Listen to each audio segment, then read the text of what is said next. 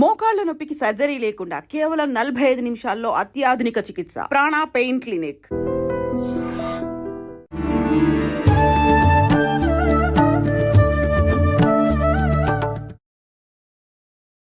నమస్కారం, welcome to I dream. ధర్మ మార్గం విత్ విజిత కార్యక్రమానికి స్వాగతం.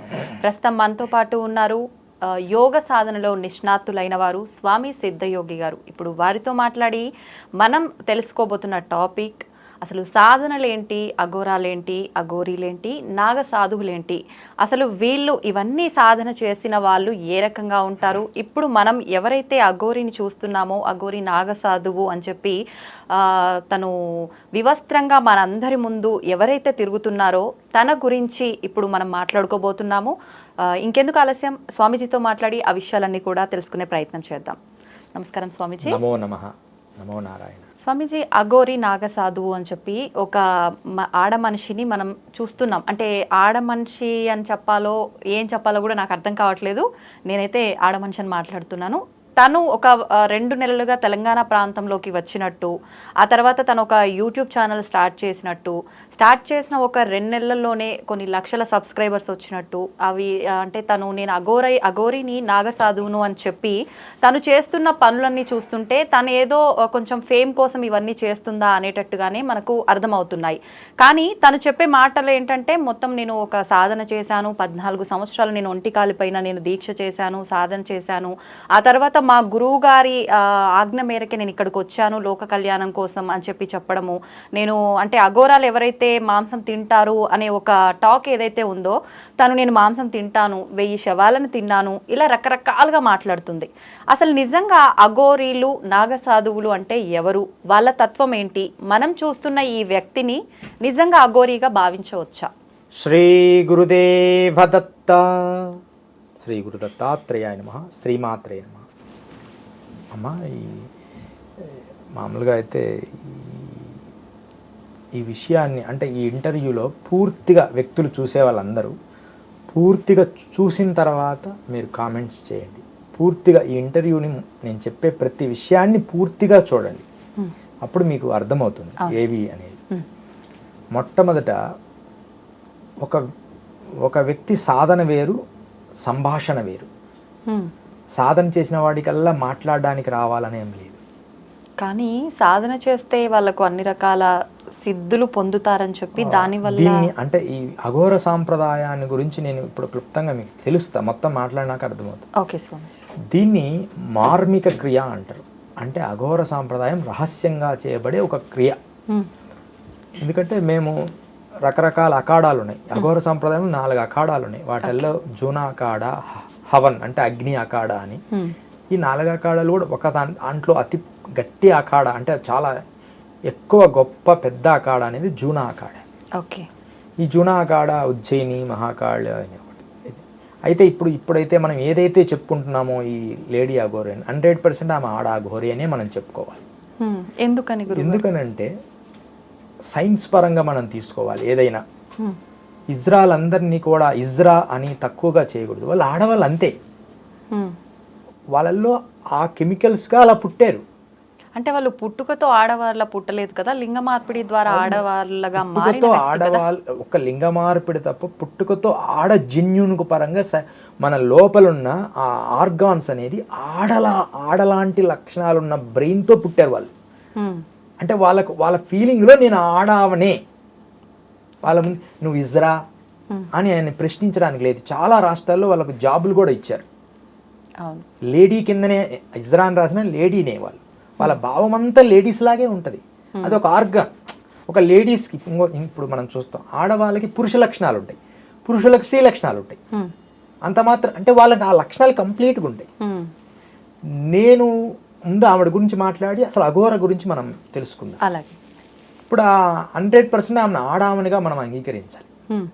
ఎందుకంటే ఆవిడ ఇంట్లో నుంచి మగవాడికి వెళ్ళినా ఆడామగా మారి అఘోర శిక్షణ తీసుకున్నది 100% నిజం.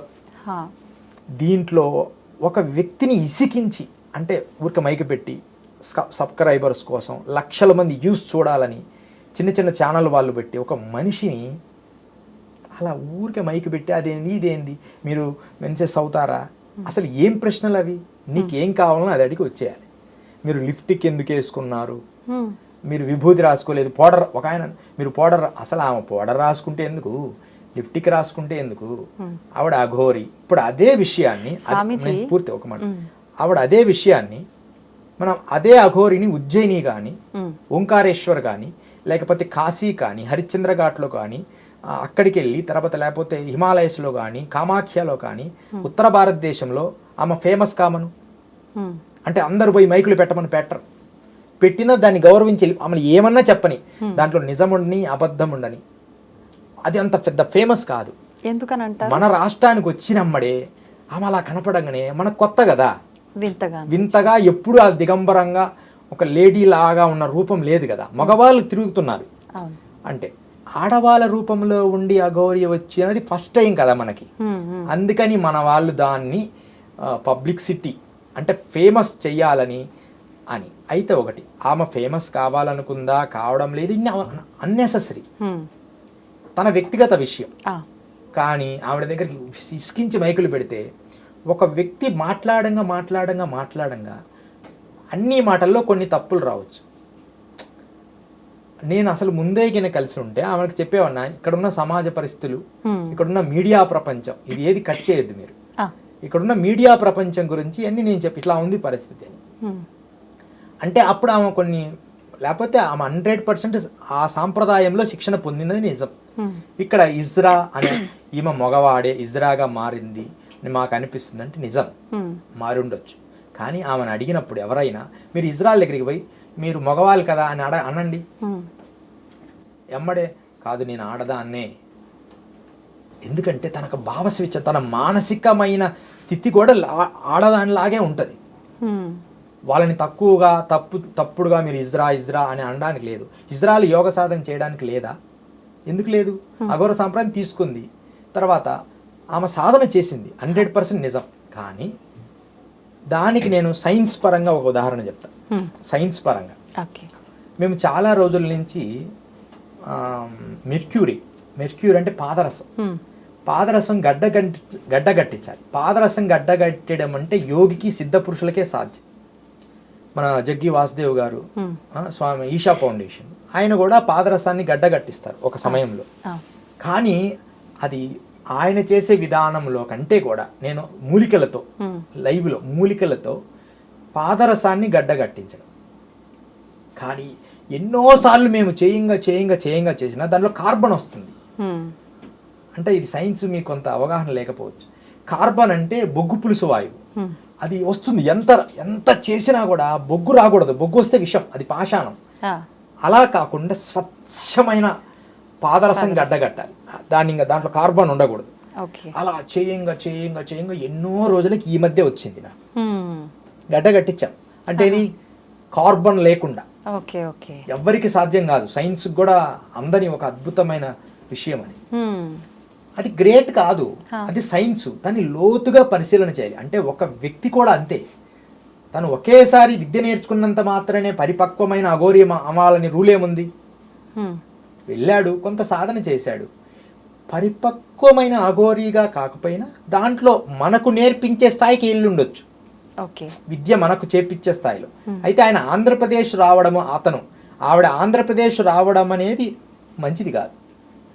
ఇక్కడున్న విధానాల్లో ఆమె ఉజ్జయిని కానీ, ఓంకారేశ్వర్ కానీ, మధ్యప్రదేశ్ కానీ, జబల్పూర్ కానీ, లేకపోతే కాశీ కానీ, లేకపోతే కామాఖ్య కానీ, లేకపోతే ఉత్తరప్రదేశ్లో బద్రీనాథ్, కేదార్నాథ్, ఎక్కడికైనా ఎవ్వరు ఆమెను పట్టించుకోరు. మన వాళ్ళు ఆమె వచ్చిందో రాలేదో చిన్న వాళ్ళు పోవడము, ఇంటర్వ్యూలు చేయడము, ఏదో ఒక కాంట్రవర్సీ ప్రశ్నలు వేస్తేనే ఆ వ్యూస్ వస్తాయి. దానికోసం మైకులు పెట్టి మూతి మీద పెట్టి నువ్వు అట్లా ఆమెకు మనశ్శాంతి లేకుండా. ఎందుకంటే సైన్స్, నేను ఎందుకంటే పబ్లిక్ విషయంగా చెప్తున్నా, ఏంది అన్నెసెసరీ అవి. ఇంకొక విషయం, ఆవిడ కారు నెంబర్ లేదు.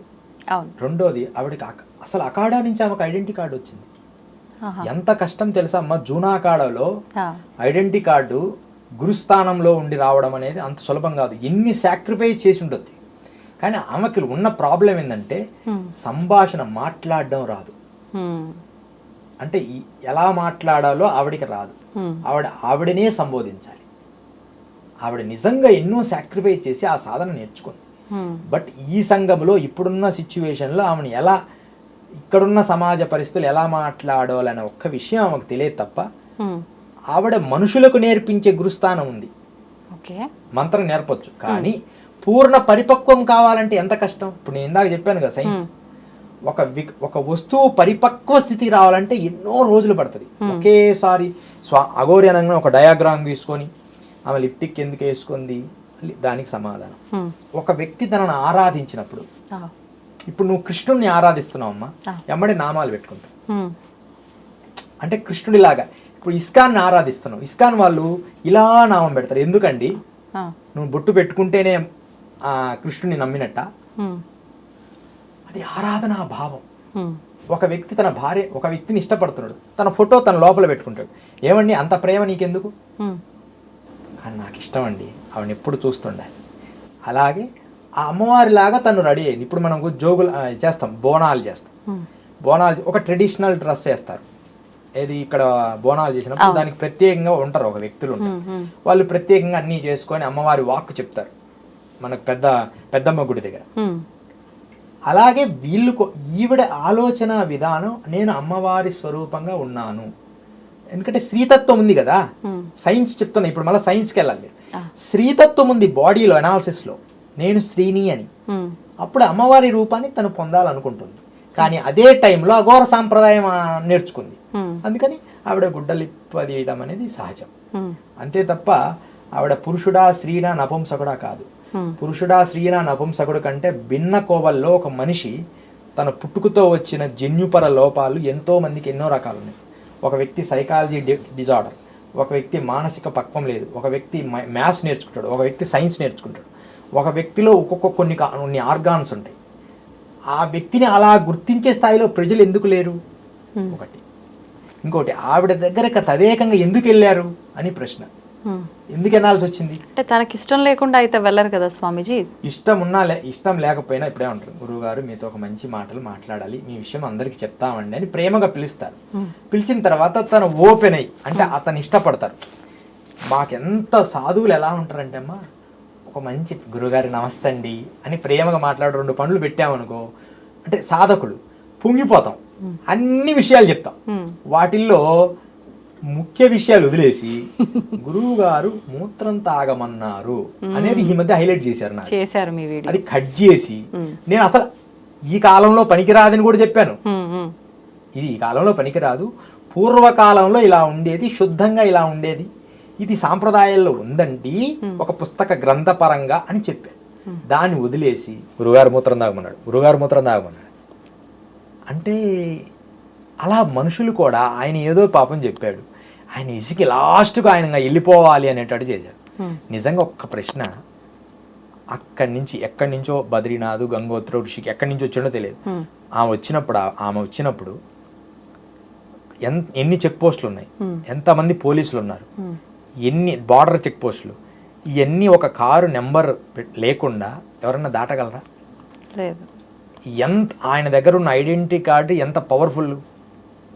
ఇంకోటి, ఎవరైనా మామూలు కారులో ఒక చిన్న పుర్రె కనపడమను, మామూలు జనరల్గా అఘోరి కాదు, అఘోర సాంప్రదాయం వేసుకున్న మామూలు అఘోరాలు ఉంటారు కదా, 2 పుర్రెలు పెట్టుకొని వెళ్ళమను, అసలు దేని లేకపోయినా ముందు అరెస్ట్ చేసి జైల్లో పెడతారు. ఈయన కారులో ఇన్ని అఘోర అంటే సైకలాజికల్గా ఆమె అఘోరే, అఘోరి అమ్మవారు. అయితే ఆవిడకు ఉన్న లోపం ఏంటంటే మాట్లాడడం రాదు. ఈ పరిస్థితులు, ఇక్కడున్న సమాజ పరిస్థితులు ఆమెకు తెలియదు. ఆంధ్రప్రదేశ్లో మిగతా ఏ రాష్ట్రంలో పోయినా ఆమెను ఎవరు పట్టించుకోరు. ఈవిడ ఏమనుకుంటా అంటే ఆమెకున్న జ్ఞానం పూర్తిగా ఎదగాలని రూల్ ఏముంది? అఘోర సాంప్రదాయమే. ఇంకొన్ని నెలలకు ఆమె పూర్ణ స్థాయికి వెళ్తుందేమో, ఇప్పుడున్న స్థాయిలో కాలేదు. అంటే మరి పూర్ణ స్థాయికి రాకుండా గురువుల ఆదేశం ప్రకారమే వచ్చాను అని అంటే ఆమె ఆ స్థాయికి రానప్పుడు వాళ్ళు వెళ్ళమని ఎందుకు చెప్తారు స్వామీజీ? ఇప్పుడున్న స్థాయిలో వచ్చింది అంతే. అంటే పూర్ణ స్థాయి అని మనం జడ్జిమెంట్ చేయలేం కదా. పూర్ణ స్థాయి అంటే జడ్జిమెంట్ చేయలేము నాన్న, ఇది అని అనాలిసిస్ ఇలాగే ఉండాలి. ఇప్పుడు పూర్ణ స్థాయి యోగిని కదమ్మా. ఇప్పుడు నేను చెప్తా, రియల్గా చెప్తున్నా, నేను ఆనెస్ట్గా, నేను గత కాలంలో ఒక 6 ఏళ్ల క్రితం ఎన్నో సంవత్సరాలు యోగ సాధన చేసి గాలిలో పైకి లేచేంత సాధనలు చేశాను. అంటే అప్పుడు ప్రమాణాలు ఏంటంటే ఇప్పుడు లేవు, ఇప్పుడు మళ్ళీ నేను వెళ్ళలేను ఆ స్థాయి, కానీ నేను చూసిన వాళ్ళు ఉన్నారు. దానికి ఉదాహరణ మా గురు ఇప్పుడు యోగానంద భారతి విజయనగరంలో ఉన్నారు. ఆయన విజయనగరం దగ్గర గంగచోరపెంటలో. అందరికీ తెలుసు, కానీ ఫేమస్ కాలేదు. ఎందుకంటే బయట ఇంటర్వ్యూ చేస్తుంటారు, వాళ్ళు ఫేమస్ కాదు. ఎందుకంటే కాంట్రవర్సీ లేదు కదా. మనకు కావాల్సింది ఏంటంటే అందరికి యూస్ కావాలి, దాన్ని తెలుసుకోవాలి. నిజంగా గాల్లో లిఫ్ట్ కావచ్చు. అది ఎలా గురువు గారు అంటే మన బాడీని సైన్స్ పరంగా అర్థమవుతుందని అంత సైన్స్ చెప్తున్నా. మన బాడీని ఏం చేస్తామంటే మన బాడీని హైడ్రోజన్ అంటే అది ఉంటుంది కదా, హైడ్రోజన్. ఇప్పుడు గాలి బెలూన్స్ అంటారు కదా, గాలి బెలూన్స్ హైడ్రోజన్ మన వెళ్తుంది కదా. కార్బన్ డైఆక్సైడ్ కాకుండా హైడ్రోజన్ కాకుండా లోపల ఉన్న గాలి హైడ్రోజన్ అంటే పైకి లేస్తుంది కదా. ఆ పైకి అలాగే మన గాలిని చేయంగా కార్బన్ డైఆక్సైడ్ సాధన చేయంగా భస్త్రిక ప్రాణాయామంలో అది ఒక రకమైన పైకి లేపే గాలి లోపల తయారవుతుంది. అది లిఫ్ట్ చేస్తుంది మన స్థాయిని బట్టి. అంత మాత్రం యోగులు కాలేము. అది ఒక ఇంద్రియాన్ని నిగ్రహించుకునే శక్తి. కొంతకాలం ఆ పవర్ ఉంటుంది. నువ్వు మళ్ళీ ప్రాక్టీస్ వదిలేస్తే పోద్ది. ఇప్పుడు యోగ సాధన రెగ్యులర్గా నువ్వు ప్రాక్టీస్ చేస్తున్నావు, మధ్యలో ఆపేసావనుకో మళ్ళీ దాన్ని కొంచెం అంత స్థాయిలో చేయలేవు. మరలా నువ్వు ప్రాక్టీస్ చేసినప్పుడు దాన్ని తొందరగా రీచ్ అవుతావు. అట్లనే వీరు కూడా ఒకేసారి ఆ స్థాయికి వెళ్ళలేరు, కానీ మానవ మనుషులకు చెప్పే స్థాయి ఆమెకుంది నాకు అర్థమైనట్టుగా. కానీ ఈ ప్రశ్నల ద్వారా ఆవిడకి తెలిసి తెలియని జ్ఞానంలో ఒక వ్యక్తిని 100 సార్లు మాట్లాడిస్తేనమ్మా, దానికి ఒక ఉదాహరణ ఉంది కింద, చిన్న ఉదాహరణ. ఒక బ్రాహ్మణుడు ఆవును తీసుకొస్తున్నాడు. ఎందుకు పంతులు గారు మీరు మేకను తీసుకొస్తారు? వాళ్ళు కొట్టేయాలనుకున్నారు. ఆ లేక తోడ అది చాలా బాగుంది, అది అంటే మంచి పందెం ఎద్దు అనమాట, ఒంగోలు గిత్త, మంచి గిత్త. ఏందండి అది మీరు ఆ మేకను తీసుకొస్తున్నారు పంతులు గారు? మేక ఫస్ట్ ఒకడు వచ్చాడు, మేక అన్నాడు. కొద్దిసేపు తర్వాత మేక కాదురా హావే అన్నాడు. మళ్ళా పంతులు గారండి మీరు మేకతో ఏం పని అన్నాడు. ఇంకొకడు వచ్చి మేక కాదండి రావే అన్నాడు. అట్లా ఇంకొంచెం దూరం ఊరి దగ్గరికి పోయి ఇంకోటి వచ్చాడు. 5 మంది మేక మేక మేక అన్నారు. ఛీ ఇది మేకట్టుంది, నిజంగానే నాకేదో భ్రమించిందని చెప్పి ఆ ఆవును వదిలేశాడు ఆ బ్రాహ్మణుడు. వాస్తవంగా అది ఆవే. ఈ మనిషి ఆయన దగ్గరికి పోయి గంటల తరబడి ఇంటర్వ్యూస్, అంటే ఒకటైపోగానే ఇంకోటి. ఇది ఎలా మాట్లాడాలో అంటే ఈ సంఘానికి తగిన మాటలు కాదు, అఘోరి మాత్రం అలాగే ఉంటారు. కానీ అందరూ వీడియోస్లోకి రాకూడదని ఏమి లేదు. ఏదో అనిపించింది, తిరుగుతుంటారు. వచ్చింది ఏదో సొంత గడ్డ కదా, ఏదో చూడాలని వచ్చింది, ఏదో అందరికీ తెలియాలనే భావజాలం కూడా ఉండొచ్చు. ఎందుకు ఉండకూడదు? నిజంగా అఘోరినే, కానీ ఆమె ఆ స్థాయిలోనే డెవలప్ అయింది బ్రెయిన్. అందరికీ తెలిస్తే మంచిదే కదా అనుకుంది. అందరికి ఏదో మేలు చేయాలని ఆమె ఆలోచనలో ఉంది. ఫైనల్ డబ్బుల పరంగా ఆమె ఎలాంటి వ్యక్తి కాదు. మరి డబ్బుల పరంగా వ్యక్తి కాదన్నప్పుడు ఆమెకి కార్లు ఎక్కడి నుంచి వచ్చాయి? ఏదో అంటే 3 కోట్ల బిల్డింగ్ ఉందని చెప్పన్నారు. ఉండొచ్చు, అంటే అన్ని ఉన్నా కూడా వాటి మీద వ్యామోహం అంటే ప్రత్యేకంగా అలా లగ్జరీగా బతకాలనే కోరిక ఏం లేదు నా లెక్క ప్రకారం. కానీ ఒక వ్యక్తిని తదేకంగా మాట్లాడి ఇసుకులాగా తెప్పిస్తే దాన్ని ఆమె అలా తయారైందని నాకు అనిపించింది. ఇది ఏది ఏమైనప్పటికీ ఆమె అఘోర అనేది నిజము. మనుషుల వరకు ఏదన్నా మంత్రమో కొంచెం ఏదైనా చెడు ఉంటే తీసేసి శక్తి ఉన్నది నిజం. అంతేగాని మీరు శవం మీద కూర్చొని మీకు పవర్స్ చూపిస్తారా అంటే ఆమె ఏమనుకుందంటే నిజాన్ని చెప్పడానికి ట్రై చేసింది, నాకు ఆ పవర్ ఉంది అని. అసలు దాని టాపిక్ రాకుండా నాకు అంత శక్తి లేదండి, నేను అఘోరిని ధర్మాన్ని చెప్తాను అనుకుంటే బాగుండు. ఎందుకంటే ప్రదర్శించేది కాదు. బొంబాయిలో ఒకసారి ఇలాగే ఒక అతను నేను నీటి మీద నడుస్తానని, పబ్లిక్ న్యూస్ అది, నీటి మీద నడుస్తానని చెప్పాడు. ఆయన నిజంగా నీటి మీద నడవగలడు, మీ అందరం చూసి అంటాం, నీటి మీద నడుస్తాడు. కానీ లక్షల మంది వచ్చి నాకు నీటి మీద మునిగిపోయాడు. ఆ టైంలో అది పనిచేయలే. అలా అవుతుందా అంటే ఎందుకో అంటే ఆయన దృష్టి అంతా మారిపోయింది. అంటే ఇది అని ఒక వ్యక్తిని తీర్మానించలేము నాన్న. రెండు విషయాలు. ఆమె అఘోరి నిజం, ఆమె అఘోరినే. రెండవది ఆమె పురుషుడిగా ఉండి స్త్రీగా మారిన ఆమె అఘోరినే, ఆమె స్త్రీనే. ఎందుకు మన ఇజ్రాయెల్ని ఎందుకు పురుషులు అనాలి? వాళ్ళ భావజాలం అంతా స్త్రీతత్వం, అందుకని స్త్రీ రూపాన్ని ధరించింది, స్త్రీలాగా అమ్మవారిలాగా ఉంది. అఘోర సాంప్రదాయంలో స్త్రీతత్వం ఉంది. ఏకవస్త్రం కట్టుకుంటారమ్మా ఎక్కువగా అఘోరులందరూ. ఆడవ అఘోరులను కూడా నేను ఉన్నాను, ఇలా కట్టుకుంటారు ఏకవస్త్రం.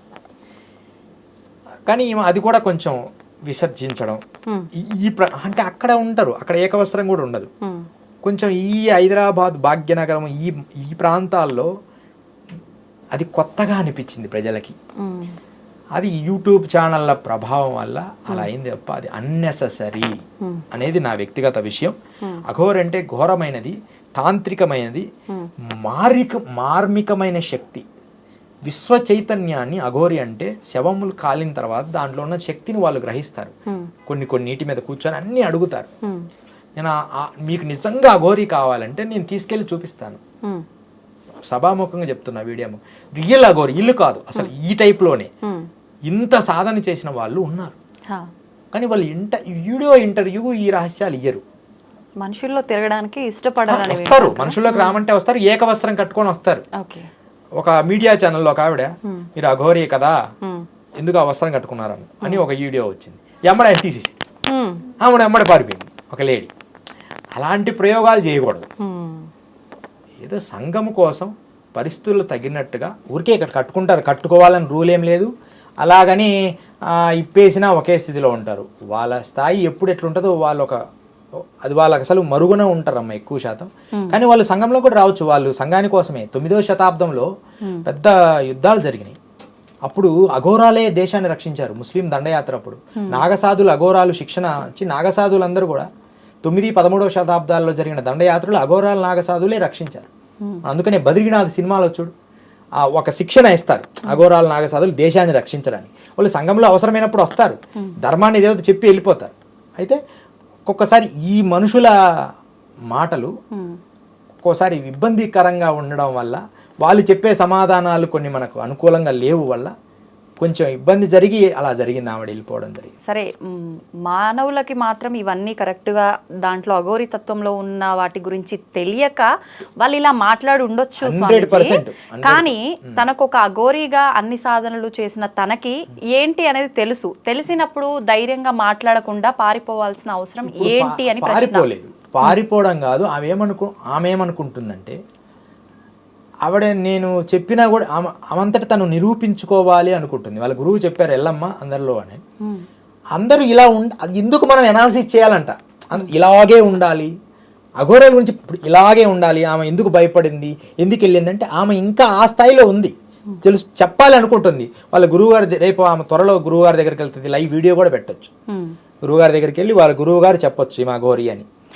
అంటే ఒక స్వామి, అంటే ఒక యోగిగా ఉన్న మీరు ఆమెతో మాట్లాడడము, తెలుసుకునే ప్రయత్నం చేయడం తప్పేమీ లేదు. అంటే ఒక్కసారి తనకి కాల్ చేసి మనం ఒక ప్రయత్నం అయితే చేసి చూద్దామా స్వామీజీ? అంటే తన మాటలు వింటే ఇంకొంచెం మన క్లారిటీ వచ్చే అవకాశం ఉంటుంది కదా.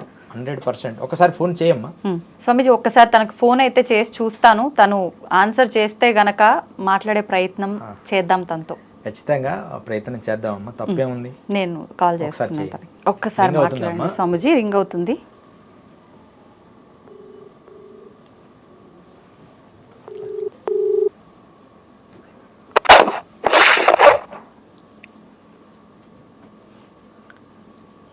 హలో, చాలా గొప్పవారండి మీరు, అందుకనే మీ గురించి తండ్రి ఇది ఒకటే మాట, హిందువులందరూ ఒకటే ఏకమైతారు. అవును, ప్రాణం నాదే పోయి నేనే తీసుకుంటా, అప్పుడన్నా మీరు అందరూ ఒకటే ఏకమై ఉంటారంటే నా ప్రాణం ఫస్ట్ పనంగా పెడతారు. నాకు అది 100% తెలుసండి. మీ గురించి ఎంత అద్భుతంగా చెప్పానంటే మీ వీడియో చూసిన తర్వాత తెలుస్తుంది. మీ గురించి చాలా అద్భుతంగా, ఎందుకంటే నేను చిన్నతనం నుంచి వీళ్ళతో గురువులతో తిరిగాను కాబట్టి మీరు గొప్పవారు. కానీ ఇక్కడున్న విషయాల్లో నేను మధ్యప్రదేశ్లో ఉజ్జయినిలో ఉన్నాను కాబట్టి మిమ్మల్ని కలవలేకపోయాను. నిన్ననే నేను వచ్చాను, లేకపోతే నేను ముందే మిమ్మల్ని కలిసింటే చాలా విషయాలు మీకు చెప్పేవాడిని ఇక్కడ పరిస్థితులు మీతో. కానీ లేటుగా కలిశానండి, అందుకని ఉంటే మిమ్మల్ని కలిసేవాళ్ళని డైరెక్ట్గా. మీరు ఏమంటున్నా తండ్రి, ఇప్పుడు చెప్తున్నా వినండి. 2 తారీఖు 3 తారీఖు ఈ సంవత్సరం లాస్ట్, ఈ నెల, ఈ నెలలో కేదార్నాథ్ బంద్ అవుతుంది. మీకు ఎవరికన్నా? నాకు తెలుసండి, నేను స్వామీజీనే, చెప్పండి. స్వామీజీనా? ఈ నెలలో బంద్ అవుతుంది, ఈ నెల ఆఖరి. అయినా సరే నేను హడావిడిగా ఎందుకు వెళ్తున్నానంటే, కలుస్తారు, కిందికి వచ్చారు, 3 రోజులు ఉన్నారు చెప్తే నాకు ఏడుచుకుంటూ నేను పోతున్నా. అంటే నా మీద అబండాలు వచ్చినాను. కానీ లాస్ట్ ఆయన నాకు ఒకటే చెప్పారు, తండ్రి నీకు నేను శిక్షణ ఇచ్చాను, లోక కళ్యాణం గురించి నువ్వు ఒకటి నాకు అనుకున్నావు, తెలుసు. అవును. నాతో పాటు లేకుండా మేము అందరం పోరాడలేకపోతున్నాము, నువ్వు పోరాడాలనే సంకల్పంతో బయటికి వెళ్తా అనుకున్నావు. వెళ్ళు తండ్రి, నా నా ఆశీస్సులు ఎప్పుడే ఉంటాయంటే సరే అని నేను 5 సంవత్సరాలు అయినని అసలు డైలీ మొక్కని రోజు అంటూ లేదు, 3 రోజులు ఇక్కడ ఉంటున్నాను అని తెలిసిన తర్వాత ఎంత ఆనందం అంటే, నాకు శ్మశానంలో ఎంత ఆనందం ఉంటుందో శివయ్య దగ్గర ఎంత ఆనందం ఉంటారో నా గురువు గారి దగ్గర అంత ఆనందం ఉంటదని ఒక్కసారి పాదాలు తాకితే చాలు. సూపర్. చివరిసారి అవును అవును, చెప్పండి చెప్పండి. నా ప్రాణాలకు కూడా ముప్పు ఉందని తెలుసు, ప్రాణం పోతుంది సనాతన ధర్మం గురించి అని కూడా తెలుసు. ఎందుకు మీకు మీ ప్రాణాలకు ముప్పు ఎందుకు ఉందండి? ఎవ్వరి ముప్పు లేదు మీ ప్రాణాలకు. మిమ్మల్ని ఎవరు అంటారండి?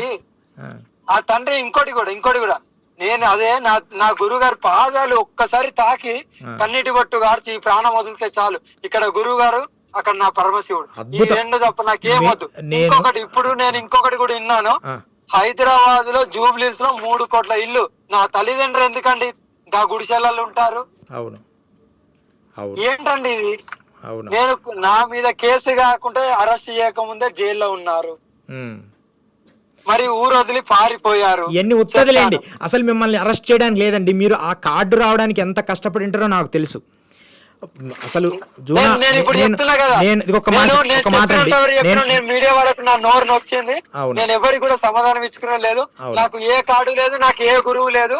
నేను కేదార్నాథ్ అయితే లైవ్ పెడతా, అన్ని చేస్తా, కానీ మీరు నన్ను అడగద్దు నా గురువు గురించి, నా దీక్ష గురించి అడగద్దు. అయ్యో అలా అడగడం లేదు. నేను హవనకాడలో మంత్రం తీసుకున్నానండి, మొదటి మంత్రం, మొదటిసారి నేను ఒక 5 ఏళ్ళు అయింది గురువుగారి దగ్గర హవనకాడలో తీసుకున్నాను అండి. నేను స్వామీజీని నేను పాజిటివ్గా అసలు ఎందుకు ఇలా మీరు ఆయన ఇబ్బంది పెట్టారు అనే విషయమే మాట్లాడుతున్నాను లైవ్లో. ఎందుకు అసలు వీళ్ళకు ఎలా అందరూ నేను ముందు మిమ్మల్ని కలిసింటే మీరు అసలు సేఫ్టీగా అసలు బాగుండేది. నేను ఉజ్జయినిలో ఓంకారేశ్వర్ వెళ్ళి ఉజ్జయినిలో రావడం వల్ల లేట్ అయింది. మీరు ఉజ్జయినిలో కూడా నా గురించి అడగండి, నాకు తెలుసు స్వామీజీ, మాతాజీ గారు నాకు తెలుసు. అఘోరాలు నాకు జునాకాడాలో, గిరినార్లో షేర్నాథ్ బాబా, తర్వాత ఇక్కడ అఘోరాలు, తర్వాత హవనకాడలో, జునాకాడలో ఎంతోమంది మిత్రులు నాకున్నారు, మాకు తెలుసు. కానీ నేను లేట్ అవ్వడం వల్ల వీళ్ళు ఏవో ప్రశ్నలు అడిగి మనిషిని విసికించి మిమ్మల్ని చాలా ఇబ్బంది పెట్టారు. అందువలన నాకేం ఇబ్బంది లేదు తండ్రి, నేను ఫుల్ ఇలాంటి అబండాలు నాకే కాదు.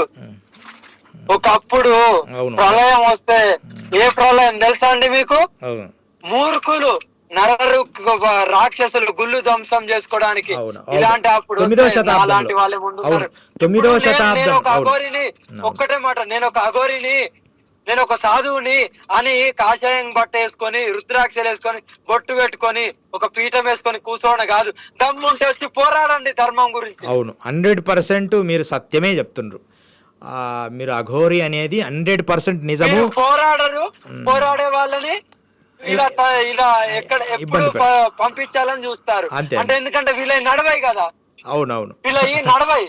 అవునవును, నాలాంటి వాళ్ళు వస్తే వీళ్ళ నడవాయి కదా, ధర్మంగా ఉంటే పంపించాలి.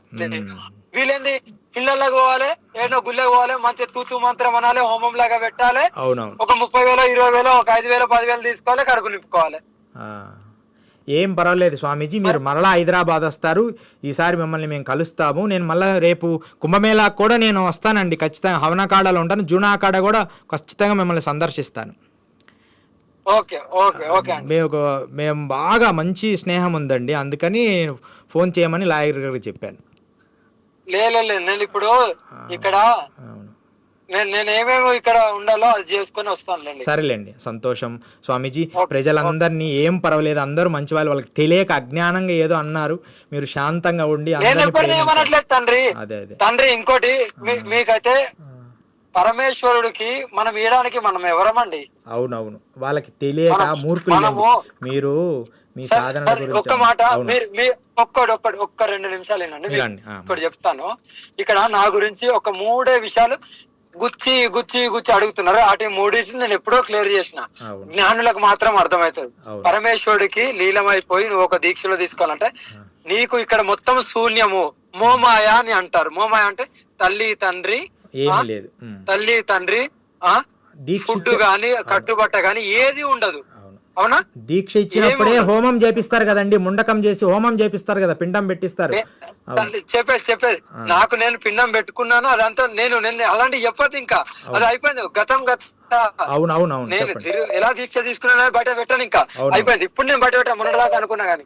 అయితే ఇక్కడ నేను ఒక లోక కళ్యాణం గురించి వచ్చినప్పుడు నేను భగవంతునికి ఏమనుకున్నా అంటే, భగవంతుడా, పరమేశ్వరుడా, అమ్మ పార్వతి, మీరే నా తల్లి, మీరే నా తండ్రి, మీరు నాకు ఈ జీవితాన్ని ఒక తల్లి గర్భంలో వేసి బయటికి తీసుకొచ్చి ఒక సాధన నేర్పించి, ఒక గురువుని కల్పించి సాధన నేర్పించి ఈ రోజు నన్ను ఈ స్థాయికి తీసుకొచ్చారు. మీకు నేను ఏమి ఇచ్చి రుణం తీసుకొని ఏమీ లేదు. కానీ లోక కళ్యాణం గురించి నేను బయటికి వెళ్తున్నాను, ఎన్ని ఒడిదుడుకులు వచ్చినా తట్టుకుంటాను. కానీ ఈ లోక కళ్యాణంలో నేను 2 చేయాలనుకుంటున్నాను. ఒకటి నా శరీరాన్ని త్యాగం, ఇంకోటి నా ప్రాణం. ఈ 2 నేను అనుకోనే వచ్చాను.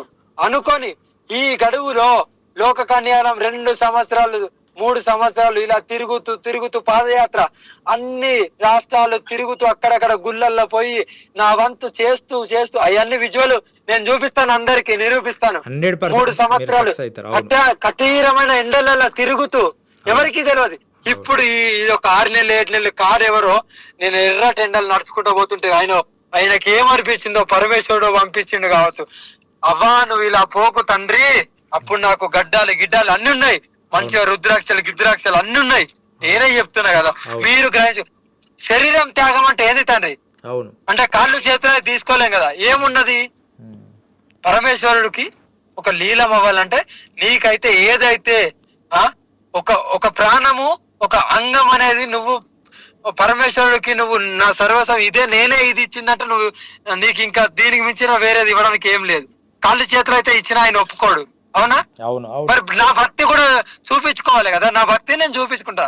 ఇప్పుడు ట్రాన్స్జెండర్ వాళ్ళు ఏమంటున్నారంటే ఆమె మా కమ్యూనిటీకే చెందింది, కొన్ని ట్రైన్లలో ఇలా వెళ్ళి తిరిగా చూపియాలి, నాకు చూపియాలి. అవన్నీ అబద్ధము మాతాజీ. మీరు 100% పురుషులైనా కూడా స్త్రీతత్వాన్ని పొంది ఉన్న 100% ఎన్ని మనుషుల విధానాలు. ఇప్పుడు అర్ధనారీశ్వరన్ నేను 100% త్యాగం చేసిందని చెప్పిన కదా అన్ని ఇంటర్వ్యూలలో చెప్పిండ్రు. 100% నేను ఒక్క వారం ముందు కలిసింటే బాగుండు. సరే స్వామీజీ, చాలా సంతోషం. లాయర్ గారు ఇచ్చారు, చాలా సంతోషం. జై గురుదత్త. నమో నారాయణ. స్వామీజీ హర హర మహాదేవ్, హర హర మహాదేవ్. అంటే స్వామీజీ, ఇప్పుడు దాకా మీరు అఘోరి నాగసాధువు గారితో మాట్లాడిన సంభాషణ విన్న తర్వాత తను ఎంత పాజిటివ్గా చెప్తున్నారు అంటే ఇదంతా నిజమే అని నమ్మేసేలాగా ఉంది. విన్నంత వరకు నేను అనుకున్నా, అరే పాపం తను చాలా జెన్యున్గా ఉన్నారు కదా అని చెప్పి. కానీ ఇంకొకటి ఏమర్థమైందంటే నాకు, తనని తను అంటే నేనేదో తప్పు చేశాను కాబట్టి అందరు నన్ను ఇలా అంటున్నారు, ప్రూవ్ చేసుకోవాలి అనే ఒక వేలో లేదంటే ఇంకొక రకంగా మాట్లాడుతున్నట్టుగా నాకు అనిపించింది. తనకి ఏం అవసరం అని నేను అంటున్నాను స్వామీజీ. తనని తను ప్రూవ్ చేసుకోవాల్సిన అవసరం ఏముంది తప్పు చేయనప్పుడు? అదే అయితే తను కూడా, ఆ అమ్మగారు కూడా అలాగే అంటున్నారు. నేనేం ప్రూవ్ చేసుకోవడానికి కాదు, నేనంటే చూపిస్తాను, నిరూపిస్తాను. మా గురువు గారి దగ్గరికి వెళ్ళి నేను లైవ్లో కేదార్నాథ్ 2వ తారీఖు మోసేసే లోపు నేను వెళ్తాను అంటుంది. 100% ఆమె జెన్యూనే. కానీ ఆమె సంఘములో ఈ తెలుగు రాష్ట్రాల్లో ఉన్న పరిస్థితులు ఆమెకు కొంత తెలియకపోవడం వల్ల, మాట్లాడడం వల్ల కొంచెం ఇబ్బంది అయింది తప్ప 100% మనం అది యాక్సెప్ట్ చేయాలి. లేకపోతే అవన్నీ మనం అంగీకరించరు అన్ని రాష్ట్రాల్లో. కానీ ఏదైనా తెలుగు రాష్ట్రాల్లో ఇప్పుడున్న పరిస్థితుల్లో ప్రభావంగా ఎలా మాట్లాడాలి, కొన్ని పదజాలాలు తెలియకపోవడం వల్ల అలా జరిగింది తప్ప దాన్ని మనం అంత భూతత్వంలో పెట్టి ఆమెను చాలా అన్నెసెసరీ చేశారు అని నా అభిప్రాయం. అన్నెసెసరీ, అసలు అవసరమైనంత మాట్లాడుకోవాలి అంతే. ఈ మైకులు పెట్టి అలా అయిందని అనుకుంటున్నా. ఏది ఏమైనప్పటికీ అఘోరం అనేది నిజము. ఇంకొంతకాలము ఈ పరిస్థితుల్లో కాకుండా ఆమె అంటుంది కదా దేశ రక్షణ కోసమని. నిజంగా దేశ రక్షణ అవసరమైనప్పుడు అలాంటి వాళ్ళు వచ్చి చేస్తారు. దాన్ని మనం అది విశ్వసించాల్సింది. అవసరమైతే వాళ్ళ సేవలు మనం కొనసాగించుకోవాలి. నేను ఒక క్వశ్చన్ అడగొచ్చా స్వామీజీ? దేశ రక్షణ కోసం అవసరమైనప్పుడు వచ్చి ఉంటే బాగుంటుంది, రావాల్సింది వస్తుంది మీరు చెప్పింది. తన మాటే తను మాట్లాడడం కరెక్ట్గా పరిపూర్ణ స్థితిలో లేని తను దేశ రక్షణ కోసం ఎలా, అసలు ఏం రక్షిస్తుంది? అద్భుతం, చాలా మంచి ప్రశ్న. అయితే ఏంటంటే తన భావజాలం ఏదో సేవ చేయాలి, సంఘానికి సేవ చేయాలి, హిందూ ధర్మం గుడి ఏదో ప్రాబ్లం అయితే నేను వెళ్ళి నిలబడాలి అక్కడ హిందూ ధర్మం ధ్వంసమైనప్పుడు నేను కాపాడాలని ఒక భావజాలంలో ఉంది. అది పక్వ దశ, అంటే ఒక్కొక్క వ్యక్తి ఒకేసారి పక్వ దశ వస్తుందని రూల్ ఏం లేదు కదా. ఇంకొంతకాలం తర్వాత ఆమె మార్చుకుంటుంది ఆమె భావజాలం. ఏంటంటే లైఫ్ అనేది వార్ అండ్ పీస్, యుద్ధంతో మొదలవుతుంది, అంటే అన్ని తర్వాత శాంతి పొందుతుంది. అలాగే ఆమె కూడా ఇంకొంతకాలం తర్వాత ఆమె భావజాలన్నీ సత్వగుణంగా మారుతాయి. అంటే ఇది ఇలాగే ఉండాలని మనం ఎనాలిసిస్ చేసుకుంటాం. ఆ గౌరీ ఏంటి, ఆవిడ ఇప్పుడు ఈ స్థితిలో ఉంది, కానీ ఖచ్చితంగా ఆమె మార్పు చెందుతుంది. 100% ఆమె జెన్యూనే అనేది నా భావం. కానీ మనకు అవసరం లేదు ఆమె ఎలా ఉంటే ఏమి, ఆమె బూడిద పూసుకున్నాం, ఆయన పౌడర్ అన్నాడు, బూడిద రాసుకున్నది అన్నాడు, లిప్టిక్. అసలు నీకెందుకు, మీరు ఎందుకు మైకులు పెట్టాలి వెళ్ళి? ఆవిడ ఏమైనా చెప్పని, మీకు అది కరెక్ట్ కాదన్నప్పుడు మీరు ఎందుకు పెట్టాలి? ఒకరి మీద ఒకసారి కరెక్ట్ కాదా అనుకున్నప్పుడు పదేకంగా వెళ్ళి ఎందుకు మైకులు పెట్టాలి? అంటే మీ యూస్ కోసమే కదా, జనాల యూస్ కోసమే కదా. వాళ్ళు చిన్న వాళ్ళు కూడా వెళ్ళి పెట్టడము, మీరు మంచిదా, మీరు అదేంటి, మీ గురువు ఏంటి ఇవన్నీ ఎవరికి ఉండేది వాళ్ళకు ఉంటుంది. గురువుగారి లోకానికి మీరు ఎలాంటి మేలు జరుగుతుంది, మీరు ఎలా చేయగలరు?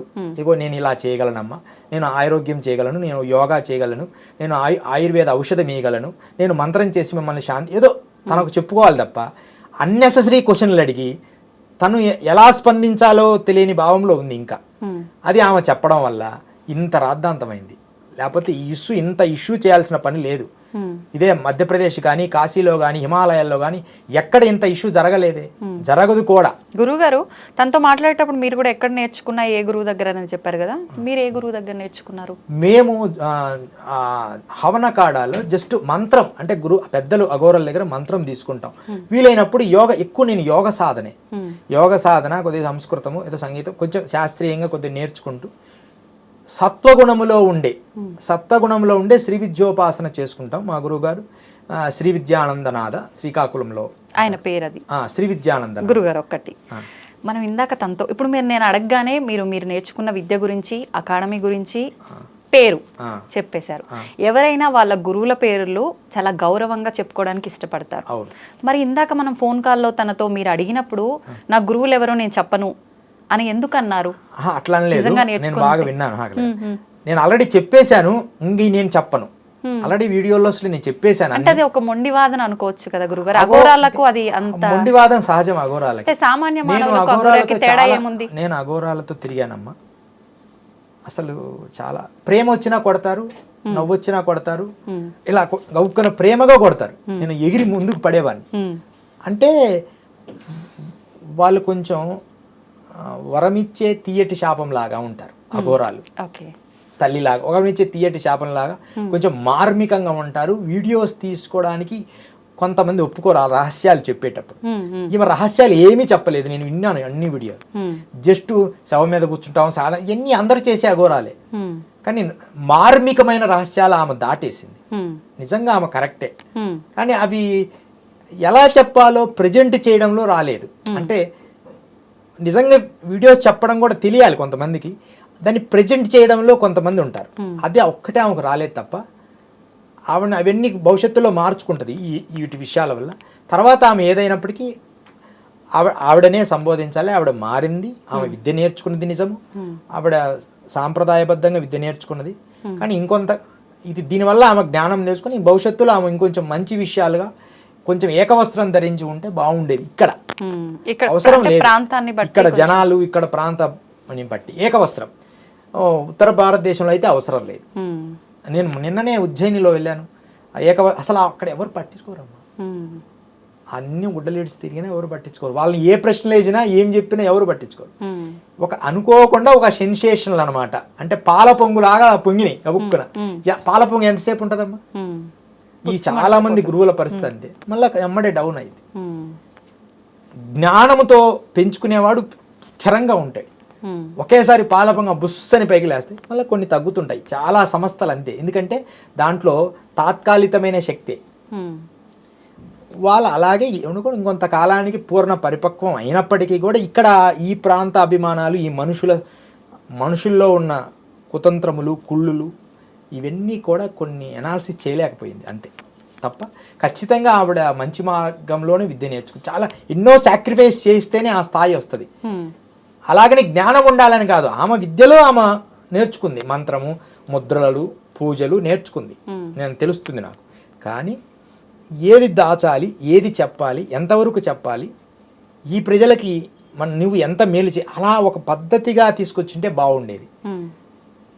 అడిగి రకరకాల ప్రశ్నలు వేయడం, ఆమె ఏదో ఒకటి సమాధానం చెప్పడం, దానివల్ల ఇంతవరకు జరిగింది. ఇంతకంటే మనం దీన్ని అన్నెసెసరీ వీటి మీద ఎక్కువ మాట్లాడకూడదు. ఆమెకు దూరంగా ఉండండి అవసరం లేకపోతే, ఎందుకు ఆమెను డిస్టర్బ్ చేయడం అనేది నా భావన. ఆమెకు దూరంగా ఉండండి అంటే ఆమె మనుషులకు వస్తే మీరు ఎందుకు వెళ్ళాలి? మనకు బాగలేదు ఇప్పుడు అక్కడ, అది మీకు నచ్చలేదమ్మా, నచ్చలేనప్పుడు దాని దగ్గరికి ఎందుకు వెళ్తుండ్రు? ఎందుకు అందరికి చూపించాలనుకుంటుండ్రు? మీకు నచ్చలేదు, ఆవిడ సహజ స్వభావం అది. ఇప్పుడు సింహం సహజ స్వభావం ఉంటుంది, బ్రాహ్మడి సహజ స్వభావం ఉంటుంది, ఋషికి సహజ స్వభావం ఉంటుంది, యోగికి సహజ స్వభావం ఉంటుంది, ఒక బ్యూటీ ఒక సహజ స్వభావం ఉంటుంది, ఒక బ్యూటీకి ఒక యాంకర్కి సహజ స్వభావం ఉంటుంది. ఎలా? అడ్మినిస్ట్రేషన్గా మాట్లాడడం, అవసరమైన ప్రశ్నించడం, అలా ఉండాలి. ఇప్పుడు ఐ డ్రీమ్ అనేది ఎంత అద్భుతంగా ఉంటుందంటే, నేను చూసే అన్నిటల్లో పిచ్చి కంటెంట్స్ ఉండవు, అనవసరమైన మైకులు పెట్టి నెసెసరీలు ఉండవు. ఒక వ్యక్తిని ఎంతవరకు మాట్లాడాలనే పద్ధతిగా ఉంటుంది. ఎందుకని?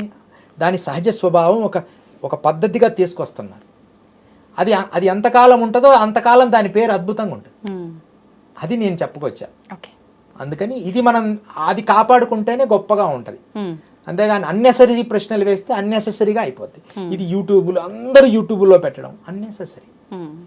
దాని గురించి మనం ఎక్కువ మాట్లాడకూడదు. భవిష్యత్తులో మనం మంచి కార్యాలు, మంచి ఆయుర్వేద కార్యాలు, మంచి విషయాల మీద మనం డిబేట్ చేద్దామమ్మా, అది అందరికి మేలు జరుగుతుంది వీటికంటే కూడా అని నా భావన. బంగారు తల్లి తప్పకుండా జై గురుదత్త. అడగగానే వచ్చి నాకు సమయాన్ని, మీ విలువైన సమయాన్ని నాకు కేటాయించి మంచి విషయాలు మాకు తెలియజేసినందుకు ధన్యవాదాలు. జై గురుదత్త. శ్రీమాత్రే నమః. సర్వమంగళాని భవంతు. జై భోలేనాథ్కి జై.